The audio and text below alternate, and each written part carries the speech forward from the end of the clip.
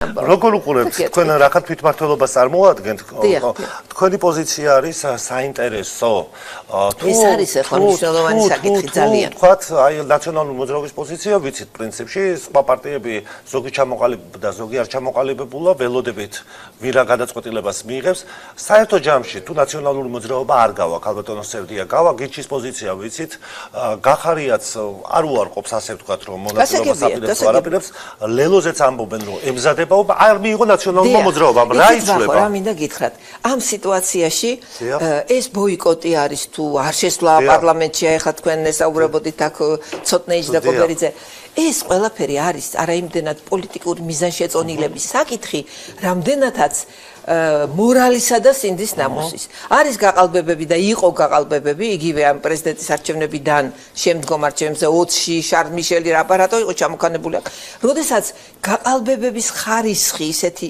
იყო რომ მან დაშვება გააკეთა რომ ვიღაც შესულიყო რაღაც ესე იგი დათმობაზე წასულიყო ეს ოპოზიცია თავის თავთან მაგრამ ეს არჩევნები თავის კაპიტნებით, თავის ბლუთუსით შესული ესე იგი ზემოქმედებით ელექტროაპარატებზე და თავის გაყალბებით, რაც იყო, რაც გამოავლინა და რაც აღწერილი არის. არავის არ უთქდა უდასტურებია ხალხოსებია რა ბლუთუსები. იმდენი ფაქტები დაიდო.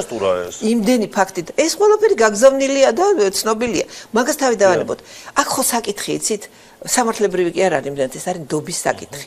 ესე იგი, შენი ხალხი შენ რო აღარ გენდობა, ეს არის მორალის და ზნეობის საკითხი და ძალიანაც უნდა შეიძლება მინდა მე რო შევიდე პარლამენტში, მაგრამ მე ამას ვერ გავაკეთებ, იმიტომ რომ ვერ გადავლახავ იმ შეურაცხყოფას, იმ დაჩაგვრას, იმ გაყალბებას, ამიტომ ვერ შევდივარ. ასევე არის ეს არჩევნებიც.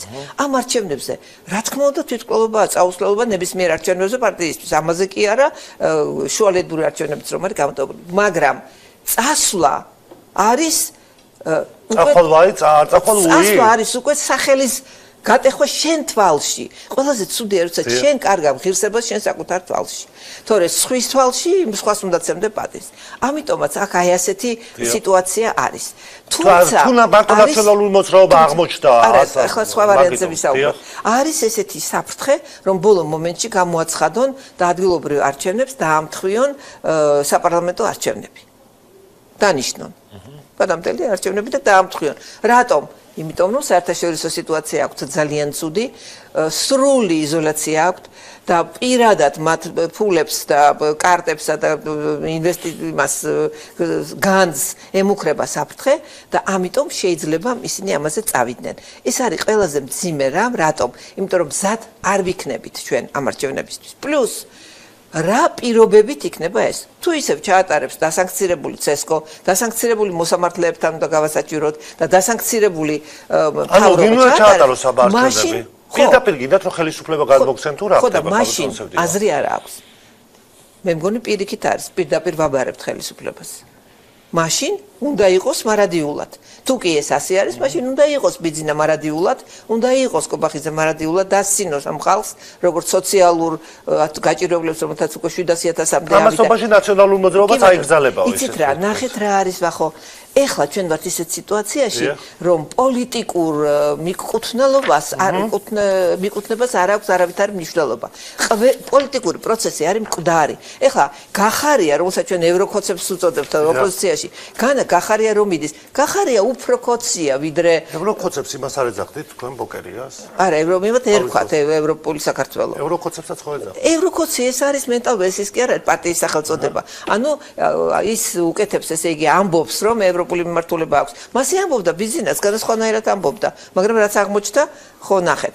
ასე რომ ამ შემთხვევაში ეს არის ისეთი სიტუაცია, როდესაც აბსოლუტურად პარტიულობას არ აქვს მნიშვნელობა. აი ახლა ეს ცოტნე კობერიძე რა წავიდა არაფერს არ აქვს მნიშვნელობა. რატომ იცით?